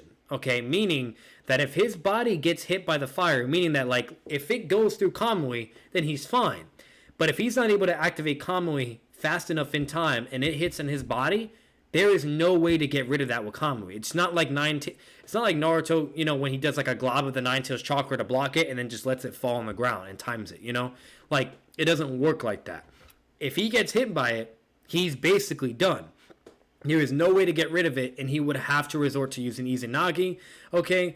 And that would basically be that. Now, there's two things how that can go. If he utilizes Izanagi, okay, Itachi can realize that and basically immediately go down the route and process of doing Izanami, okay, to counter Izanagi, which is literally, Izanami is literally created to counter Izanagi, okay? So not only does Itachi already have a counter for that, but that's a counter right there. Or two, okay, now Obito only has no Sharingan, and basically he would be fucked from there. Now, if Obito has a second Sharingan at his disposal, which the only time we've ever seen that was when he was fighting against Konan, then he would still have, his original Mingekyo shotting and all that and still be able to use Kamui. But, he would have to resort to using Izanagi or whatever. And basically at that point, what's it called? That would kind of, just be basically at the same point. And then Itachi, so basically how that can go is if he were to utilize Izanagi, okay, if people would probably be like, all right, well, then Obito would now just get the drop, whatever, or catch Itachi off guard and basically either Kamui him or severely injure him. The only reason why that is not highly believable and why that would not work in Obito's favor is because Itachi is very well aware of the Uchiha clan and very well aware of how the Sharingan works. The Mingekyo, the Sharingan, and Izanagi, and Izanami. He literally taught and explained everything to Sasuke to begin with, okay? And he's no slouch, and he was literally a master of the Sharingan prowess itself, okay? So it's very, very, very dishonest and ignorant to say that he wouldn't know that potentially any Mingekyo Sharingan user, okay, could be able to utilize Izanagi, okay? It makes no sense for him to not consider that as a possibility, meaning that he will always be ready to go, and he will always be ready just in case, whether if it's Obito as a shadow clone, substitution, or Izanagi or whatever. Okay, he's going to be ready and he's not going to drop his guard down unless he knows for an absolute amount of fact that he would be dead. Okay, or at least taking care of it out of the equation. So far that's the general rundown of how that would basically go. Another thing that Itachi could also do, similar to what Konan did, is he could literally basically send in a shadow clone that can explode. So when the shadow clone goes to Obito and Obito's like, kind of dodging his moves of Kami, whatever, and he's kind of talking shit like he did at Konan, he can basically start to absorb him with his Kamui, okay? And we all know that when Obito starts absorbing someone with Kamui, whether if it's himself or if it's someone else, okay, basically the biggest weakness is now he's vulnerable to damage. He's literally not invulnerable anymore. So meaning that Itachi could immediately activate that shadow clone as an explosion, and then from there, Obito, generally how that would go, he would now have to be fast enough, okay, to literally, not obviously die or take critical damage from that. Otherwise, he would have to resort to using Izanagi, or better yet, he would just die if he already has used it in the fight against Itachi, okay? And overall, he would take about basically the same amount of damage like he did with Konan. Meaning his mask gets destroyed a little bit, he loses his arm, and now he's down to only one arm, and etc. And now he's, kind of nerfed to a certain degree. Okay? So, and that'll basically just be that. Or better yet, knowing in the character of what Itachi could do, because we've seen it what he's done with Nagato, to where how he utilized his Shuriken Jutsu against Nagato's Rinnegan, summonings and so on and so forth to basically blind them to where they couldn't be able to see and perceive and allow and compensate for Nagato's lack of mobility, to where he could basically dodge all attacks that he can't really see either in front of him, behind him, or whatever, to where he gets rid of all of that, and then basically from the explosion, while there's dust and so on and so forth, and basically Nagato can't see what's going on, he utilizes that split moment and pierces him with a Totsuka blade, guaranteeing a GG. Okay? So meaning, while he utilizes that shadow clone, the explosion shadow clone, okay, while Obito is trying to work fast enough to not die from that and just take minimum damage as possible, okay, at that split moment, if Itachi is fast enough, I'm not saying he would automatically, but if he is fast enough, and it would be in character because we have seen him work in this type of way, because one of Itachi's biggest things is to get rid of his opponents as quickly as possible, okay? And basically what he could do is utilize his Totsuka blade or Mataratsu, and if he lands either one, Obito would be dead at that point, okay? It's just, generally that would be a GG, okay? And that'd already be a win con itself right there. All right. And another thing that Itachi also could be able to do, which this is another weakness of Kamui, unfortunately, okay, is the fact that if Itachi sends in one of his Crow clones, or better yet, an Explosion Shadow clone, or just a substitution, or just a regular Shadow clone itself, if that gets absorbed into the Kamui dimension, because we all know in character that Itachi knows that every jutsu has a weakness. And let's say for some reason he's having a hard time exploiting the first weakness of Kamui, and for some reason, even though despite all his resources that he have, etc., intellect, you name it, he cannot still exploit that and he's struggling. The next step for Itachi, which what he would do in character through to his intelligence, okay, would be with him to send in, okay, a clone or something else to Obito's Kamui dimension, just to see what would potentially happen. And mind you, if the Nine Tails had the intelligence to be curious and to wonder to see if it would actually work the way he's thinking, there's no way you're going to tell me Itachi Uchiha wouldn't conceivably be able to do the same exact thing. It makes no sense whatsoever, okay? That's just downplaying Itachi Uchiha's intelligence, and we all know he's basically the Batman of the Naruto universe, okay? So, overall, with Itachi Uchiha, he can send in a clone, whatever, and basically when that clone gets inside the Kamui dimension, he's going to be like, okay. And if Obito thinks he's won the fight, if he actually underestimates, which is in character, Obito does underestimate certain individuals whenever he's fighting. He's very prideful and very, very confident in himself, okay? Which is, it's understandable, but then again, that is a weakness, to be exploited, okay, that Itachi would be able to exploit. If Obito thinks he's won, that's really, really bad. Because basically, at that point, okay, Itachi could immediately try to do a surprise attack, whatever, or immediately go into Susanoo, right? And Obito be like, I guess I Kamui'd a shadow clone, didn't I? Okay, and basically, if Obito tries to teleport back into the Kamui dimension to deal with the shadow clone, he can't do that because it actually takes longer for him to Kamui himself in comparison to other people. Okay, that is actually confirmed by Konan as well. Okay, which would be the fourth main weakness of Kamui. Okay, to where literally it takes it's a lot more slower in comparing to absorb him for whatever reason. I don't know why, but that is literally confirmed and it is an actual thing in Naruto. So if he tries to basically teleport back, he can immediately do a Mataratsu, okay? And basically GG, or he could Totsuka Blade him, and that is also a GG as well. And obviously, in character, Obito's not going to want to get Totsuka Blade or a Mataratsu, so he'll still be doing Kamui to dodge those attacks. But what we all know, which would be the third weakness, okay, because I kind of skipped over this one, when Kakashi was sent over into Obito's Kamui dimension, okay, and when Naruto did like his big freaking like chakra hand attack, which basically went through Obito's like whole chest, and like his whole chest and everything is like in the Kamui dimension, Kakashi immediately sees it, and Kakashi could have killed him at that point. He could have just Shidori'd him, and that's it, and that would have been the end of Obito, or he could have just literally maybe even, actually I want to maybe say Kamui, that probably wouldn't work, but he could have most definitely, actually no, yeah, he would have been able to Kamui. No, that doesn't make sense, I'm stupid. He could have easily Raikuri'd him, and that would have been the end of Obito. But obviously he didn't go that route because that's literally his best friend. He doesn't want to fucking kill Obito either. And not only that, he's also mentally nerfed and he's kind of all over the place in his mental health. But instead, all he does is he punches him right in the chest and Obito coughs out a lot of blood. Okay, and then when Obito, okay, like gets attacked like in his face by, I think, Naruto, I believe, the face goes into the Kamui dimension and then Kakashi punches him in his face and smacks him back out to where Obito coughs blood again. And Naruto's like, what's going on? I'm so confused. He's taking damage somehow. And then the Nine Tails kind of explains to Naruto, like, just a tiny bit of what's kind of going on. And that this is exactly what he wanted to do. And that he gave Kakashi to also be able to Kamui out as well. And then once Kakashi does those damages, Kakashi Kamui's back out. Which I don't know why he did that. He should have stayed in there to keep exploiting that weakness.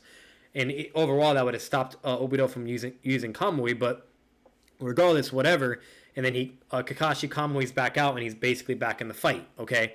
So overall, okay, now while Obito is trying to use Kamui to teleport or whatever, Itachi's not going to allow him to leave, just how Konan didn't allow him with either a Mataratsu, Shuriken, whatever, okay?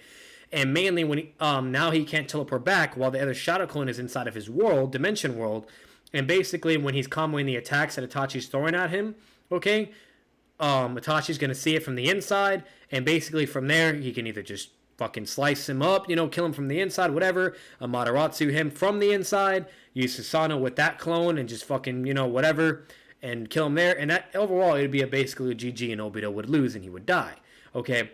That's another win con for Itachi Uchiha. Another win condition, okay, now this one is arguable. It's not absolutely concrete, but this one is definitely arguable, okay?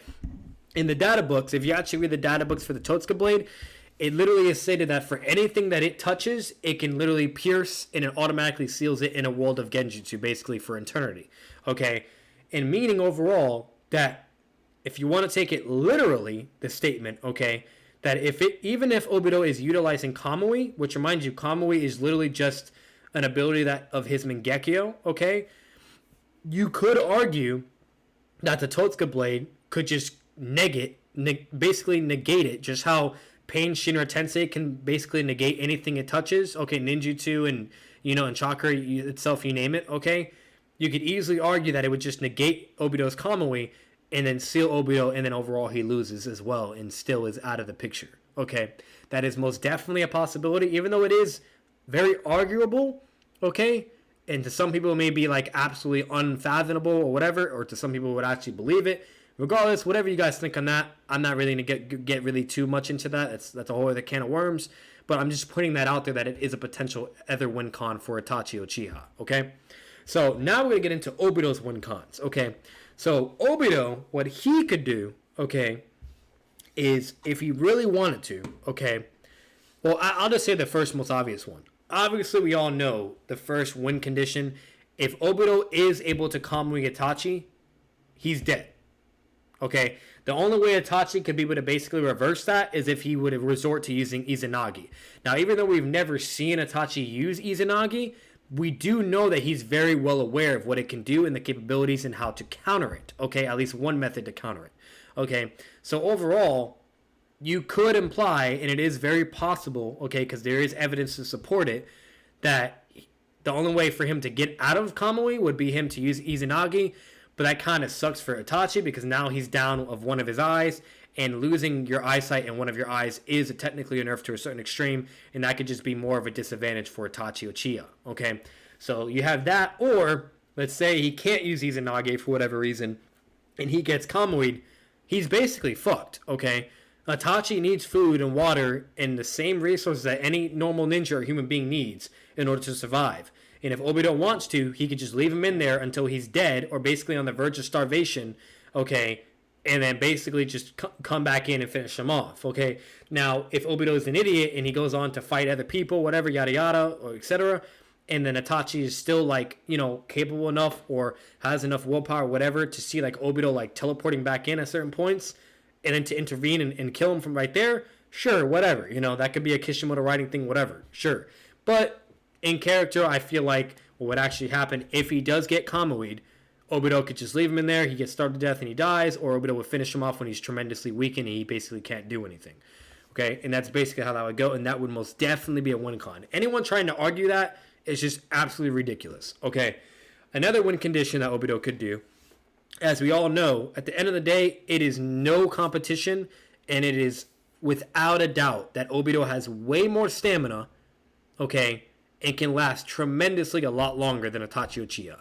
Not only does he have EMS, okay, and infinite vision, but he also has Zetsu cells, aka Hashirama cells inside of him, which is literally not only an amp itself, to where it not only gives him, you know, more stamina, you know, kind of like a chakra buff as well, and also, you know, like a tiny bit more of like perception, access to the wood style, you know, whatnot, if he has like Guru on him, you know, and on top of it, another thing that's really cool about it as well is he basically, you know, can also have regeneration as well and so on and so forth, you know, like healing and etc. So overall, like, it's a big deal, you know, and we, at the end of the day, that is something Itachi cannot compete with unless he is an Edo, okay? But he's not an Edo in this current version. He's only alive and at his prime and human, meaning that he has limited eyesight, okay, and he has a limited amount of stamina and chakra, okay? Now, if you really want to highball Itachi, okay, we've never really seen Itachi at his max and go all out, okay? So for all we know, he could have really good stamina and chakra, you know, whatever, you know, and you could easily argue that it's because of the sickness that he had or him being, you know, like, you know, very sick or whatever, that's why he had stamina and, you know, and chakra issues or whatever.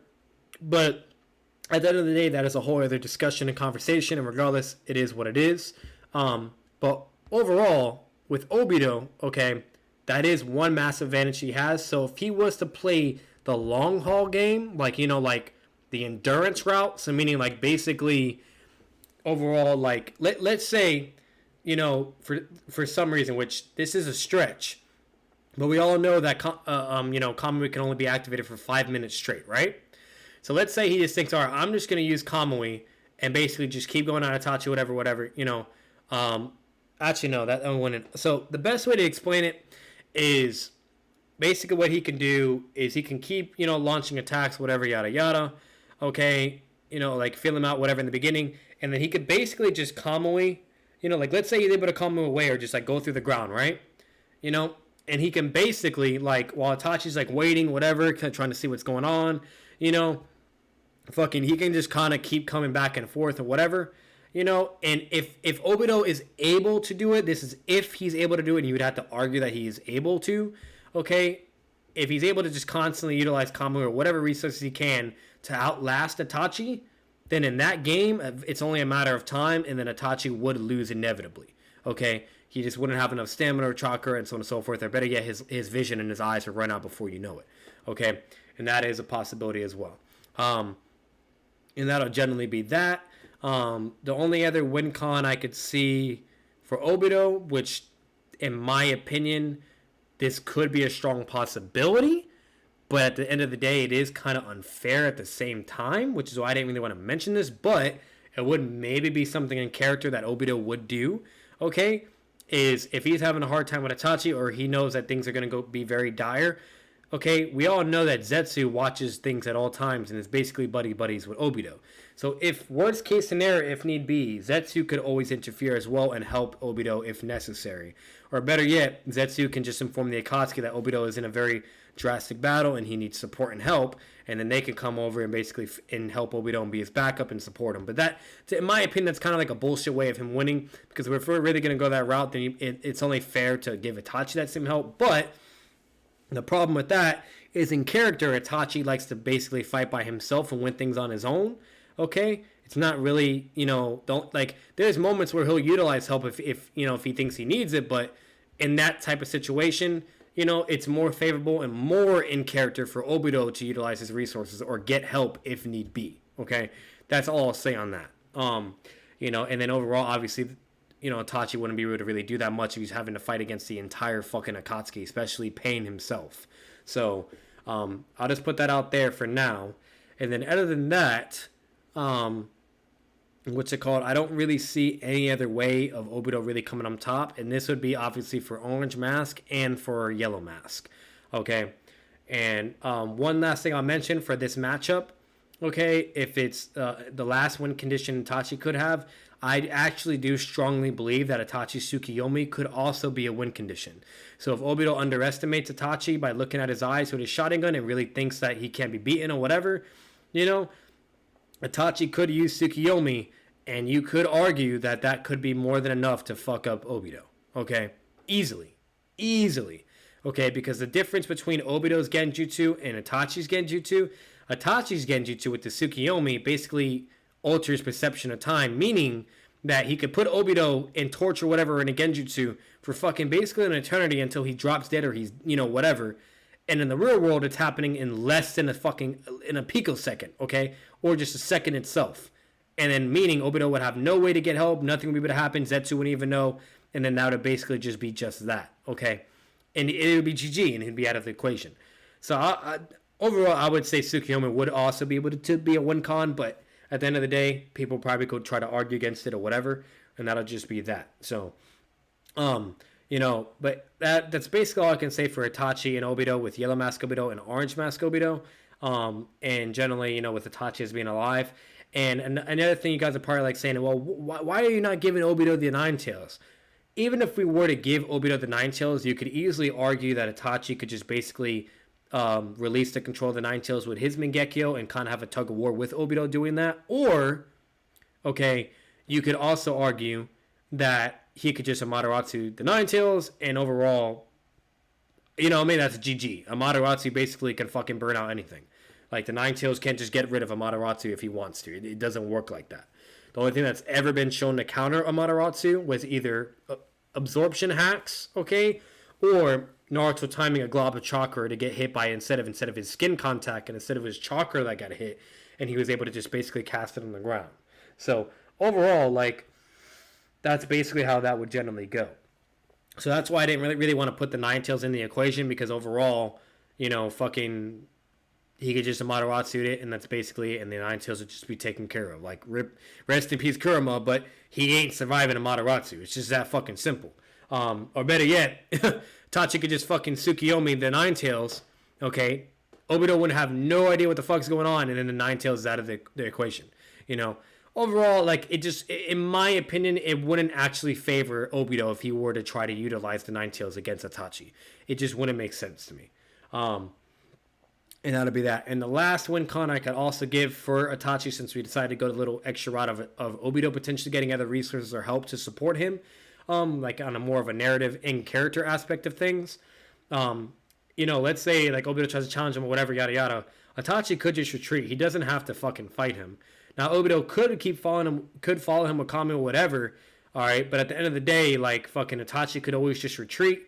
Whatever, do what he needs to do, and then and he was still in the village, and basically either get with his father and have his dad who also possesses Mangekyo, okay, and is a powerful shinobi himself to fight against this guy, or, better yet, get Hiruzen involved, and they could be fighting. Overall, Itachi also has resources as well, and that could be that. Or better yet, if Obito basically says, nah, I'm not working with you, I don't agree on these terms, we will meet again, and next time we do, it would be a battle to the death. Okay, if he gives Itachi prep time, okay, I'm sorry right now, Obito is not winning that type of battle. Itachi excels with fucking prep time. It's not even fair whatsoever. So, and that'll generally just be that. Now we're going to move on to Rinnegan Obito and healthy Itachi alive. In my opinion, it strongly favors an Obito. Yes, I am very well aware of Itachi's resources, abilities, so on and so forth, etc. But at the end of the day, Rinnegan Obito is just a whole other beast, okay? Not only does he have all the powers of the Rinnegan that he can basically use at his disposal, but if we're also giving Obito all the fucking tailed beasts, yes, Itachi does have a Mataratsu to use to deal with all the tailed beasts, okay? And he could potentially also try to, warrant the control of Obito having over them, because it is also confirmed that Obito has less control with his Genjutsu prowess when he's doing it on multiple tail beasts in comparison to just one alone, okay?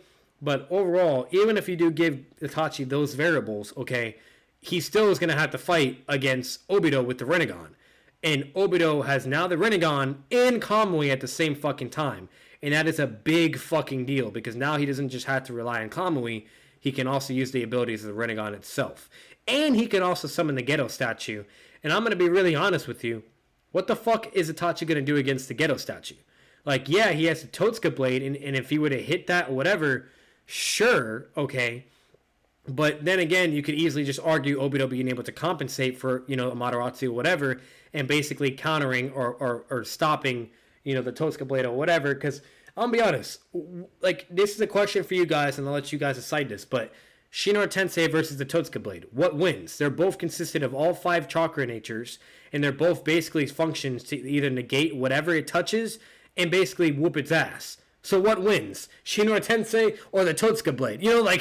Or better yet, can Obito also just absorb the Totsuka blade with the Rinnegan ability? Because then again, the Susanoo is a manifestation of chakra itself. It's not like it's just, it's just like some weird ass spiritual energy and it's, it's different. It's not, no, it's chakra. It is literally confirmed that it is chakra. And guess what? With one of the Rinnegan abilities, it can absorb ninjutsu and chakra itself. So could he just absorb the Totsuka blade? Overall, these are very interesting questions and interesting topics that could obviously be debatable and go further on from there, yada yada. But at the end of the day, I feel like Obito just has plenty of resources, plenty of ways to kind of compensate for the lack of power difference, maybe a little bit of speed difference, and the intellect and so on and so forth. And at the end of the day, if Itachi has no fucking help, I'm sorry, he's not winning that fight. And Obito will come on top, and he will basically be able to deal with Itachi, and Itachi would lose.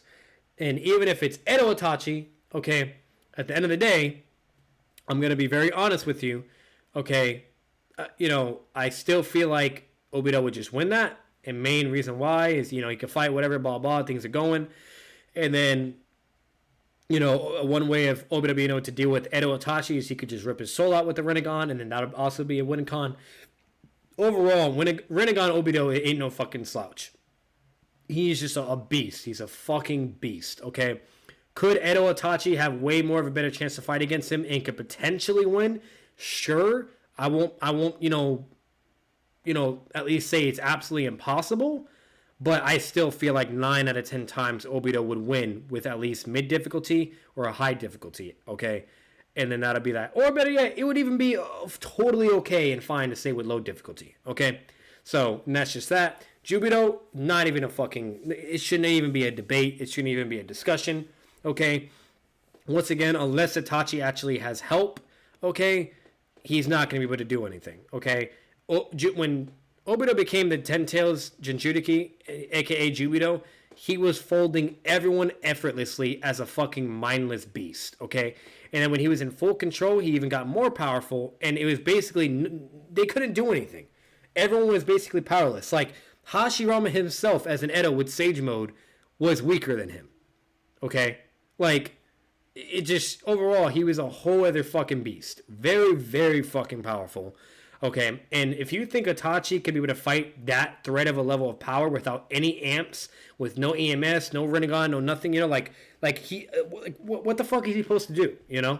Like, the only win con Itachi could still have is if he lands a Totsuka Blade, but that's if he lands a Totsuka Blade, and you could easily argue that the black orbs, or whatever, I always forget what the True Seeker orbs, you know, they're basically the same exact thing, consist of all 5 chakra natures, etc. And for all we know, it could basically just either stalemate each other, or that could be more superior than the Totsuka Blade. Then in the day, we'll never fucking know, okay?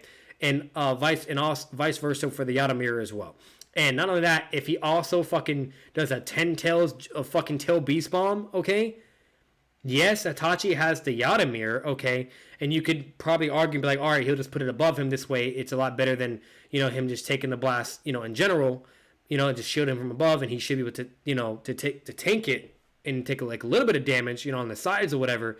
But overall, okay, it's very, very, very, very unlikely that Itachi could be able to survive a 10 tails fucking beast bomb, okay? Like, I just don't see that even being conceivable.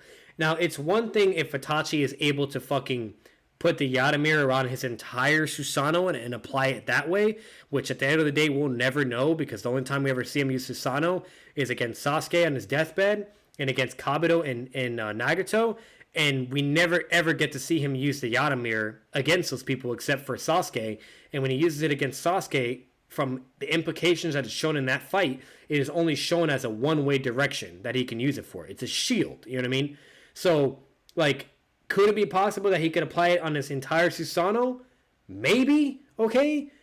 But at the end of the day, from what we've seen, the evidence kind of shows the contrary of that, and it's more than likely can be only focused on one direction. And at the end of the day, we all know a 10 tails Jubi Bomb is a blast radius AP, you know what I mean, type of attack. Meaning that, yeah, the Yata Mirror may be able to, like, to negate a certain amount of it, like, you know, maybe like in front of it, like, okay, like, so let me just to clarify.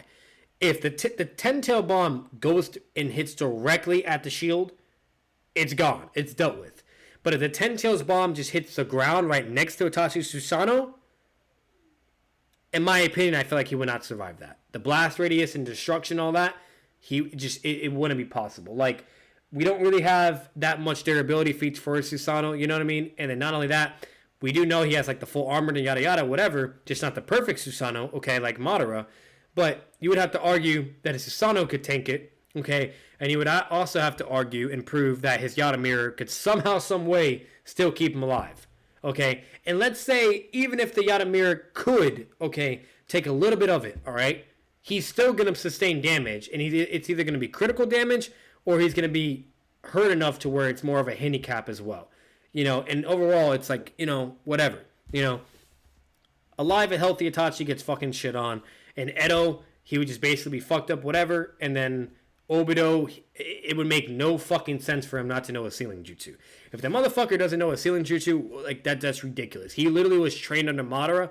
And correct me if I'm wrong and put it down in the comments down below. I'm pretty sure he has a ceiling jutsu. It just doesn't make sense for him not to be able to do that. And better yet, I'm pretty sure he's also stealed the Jinchurikis in the fucking with all the Akatsuki members as well.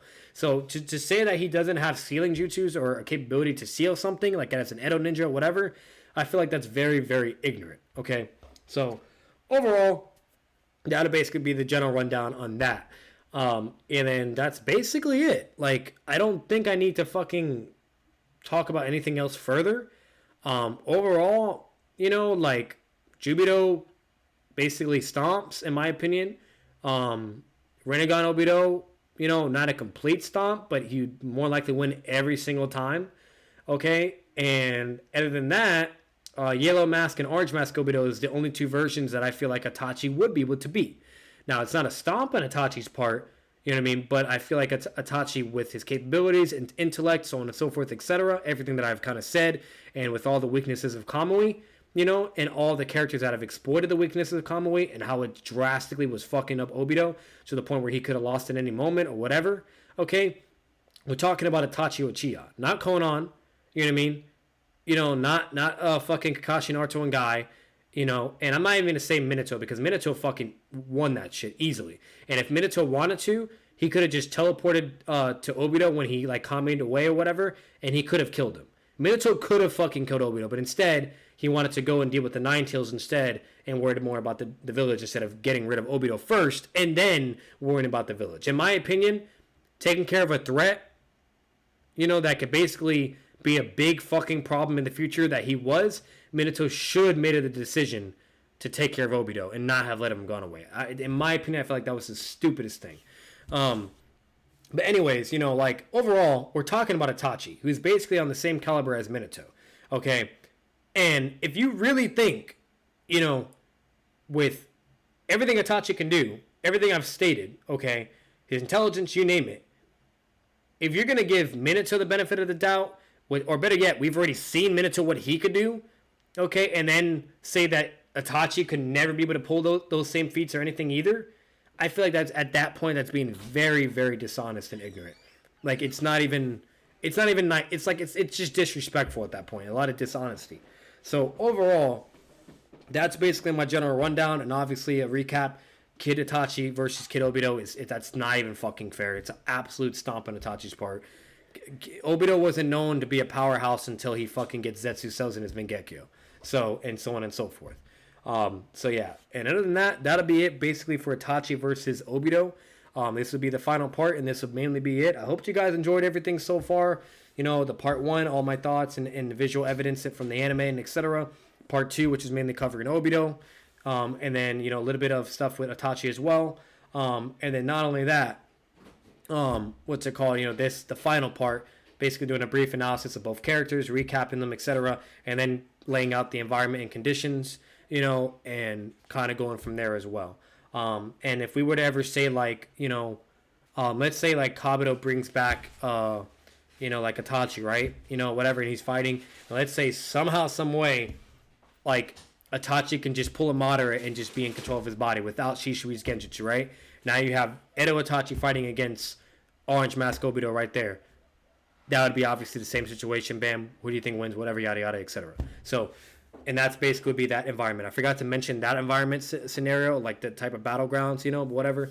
That'll basically be just that. Because that'll be the only two possible ways for them to ever fight in the history and timeline of Naruto. So, because otherwise, if we do any other point, then it would be Edo Itachi against Rinnegan Obito, and I've already said who would win that. So, so overall, that'll basically be the general rundown. The last thing I forgot to mention before I end this video, one thing you guys should also put into consideration throughout the show of Naruto, not only did Obito respect Itachi, but he was also intimidated by Itachi, and he was also scared of Itachi. And because of Itachi being alive, Konohan and his brother was off limits, and he could never do anything or intervene in that point. He never dared to. And he made that very, very clear throughout the entire show, with either conversations with Zetsu, with his conversation with Itachi himself, and so on and so forth. You know, and better yet, even certain statements he said directly to Sasuke. The evidence is there. The quotes are there. I'm not going to show it on this video, but if you guys don't believe me, you're more than welcome to search it up on Google, YouTube, you name it. All the resources are out there. I'm not the type of person to be dishonest and lie about things.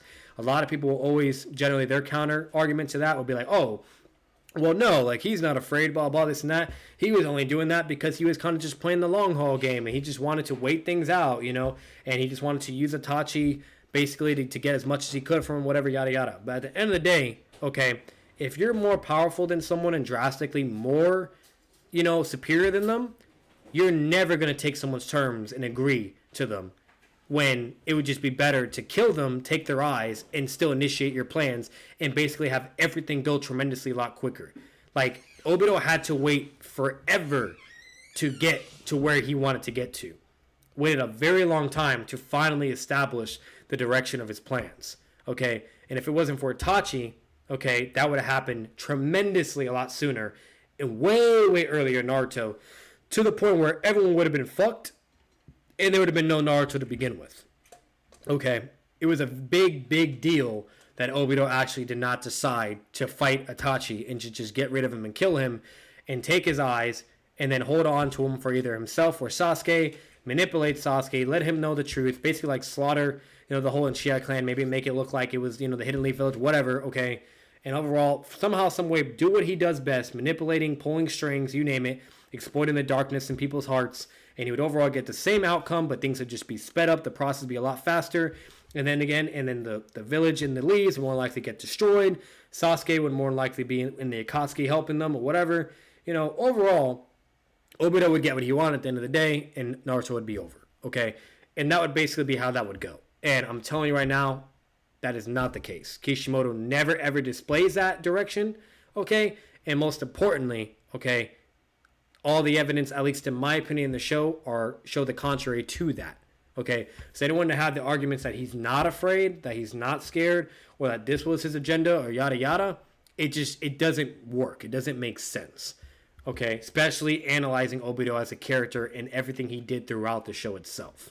Okay, but those are just my thoughts. Those are just my opinion. Let me know what you guys think down below in the comments. Who do you think wins this battle? Let me know. Say all versions, whatever. Mind you, I do this for fun, guys. Naruto is one of my passions, so there's no reason to take this seriously. I love both characters equally and tremendously. And they're incredible characters and very, very powerful threats. And in my opinion, I heavily, heavily wished Obito, one day I'm going to do like an Obito video. I got to do an Obito video, just how powerful he is, how incredible he is, and, and the what if situations that potentially could have happened with the character that I think myself would have been absolutely amazing to talk about or discuss. And the same thing for Itachi maybe if I want to. In my opinion, I feel like I would really like to talk more about Obito. Do a video about him instead in comparison with Itachi. But who knows? Maybe I'll do one for Itachi as well.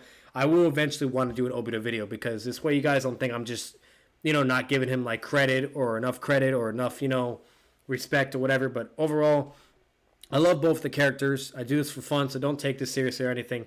Let me know what you guys think in the comments down below. Leave a like if you guys enjoyed the video, or if I basically open up any perspectives for you guys, and maybe anything for you to kind of think about, whatever.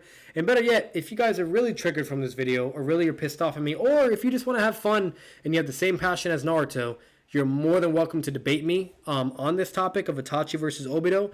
I am very, very intrigued to hear your thoughts and basically your arguments of why Itachi couldn't be able to do any of the things I've stated, and so on and so forth, and etc. And I have no problem with that. At the end of the day, I have absolutely no problem with that. I mean, we can definitely debate it on the Discord channel. I'll make sure to put my Discord channel link in the description down below. And if you guys don't want to do it on my Discord channel, we could always do it on any other Discord debate channels. I have like 2 that I have. Actually, I have 3, and I have no problem doing a voice chat debate on those as well. So however you guys want to go about it. But other than that, that'll basically be it. I know Monoichi is eventually going to watch this video, and if you do watch this video and you stuck to this long, shout out to you, brother. Thank you for watching my videos and everything. I enjoy your comments. Always let me know any recommendations, debate battles, anything, or if you ever want to debate about something in voice chat, let me know too.